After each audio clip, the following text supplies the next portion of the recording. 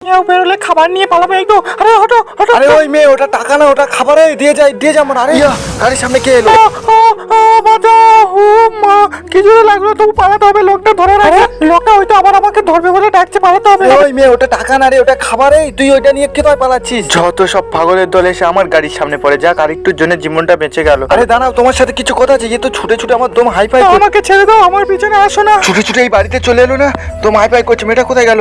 আরে দাঁড়াও, তুমি আর কোথায় পালাবে? তোমার বাড়িতে চলে এসেছি। শাহিন তুমি ওটো, এই দেখো তোমার জন্য আমি খাবার এনেছি। তুমি ওটো কথা বলছো না কেন? একটু পাউরুটি খেয়ে নাও। আরে তুমি খাচ্ছ না কেন? দেখি গালে ঢুকিয়ে দিই। খাচ্ছ না তুমি, কথা বলছো না কেন? তোমার জন্য খাবার এনেছি আমি। তুমি মেয়েটা তাহলে এই জন্য খাবার চুরি করে আনলো? শাহিন তুমি কথা বলছো না কেন গো? ওটো তুমি। আরে মেয়েটা তো অনেক অসহায়, গরিব, তার স্বামীও কথা বলতে পারছে না, কিছু খাচ্ছে না। আমাকে কিছু করতে হবে, আমার গাড়িতে অনেক খাবার আছে, তো এই খাবারগুলো নিয়ে আমি ওকে দিয়ে দিই, আমরা তো পরে কিনে নিতে পারবো। আর বন্ধুরা, তোমরা চ্যানেলটা সাবস্ক্রাইব করো আমি খাবার দেওয়ার আগে, আর সবার কাছে পাঠাও ভিডিওটা। দেখি মেয়েটার কাছে দিয়ে আসি খাবারগুলো। আরে দিদি দিদি দিদি, শুনতে পাচ্ছ? আমি ঢুকে পড়েছি তোমার বাড়িতে।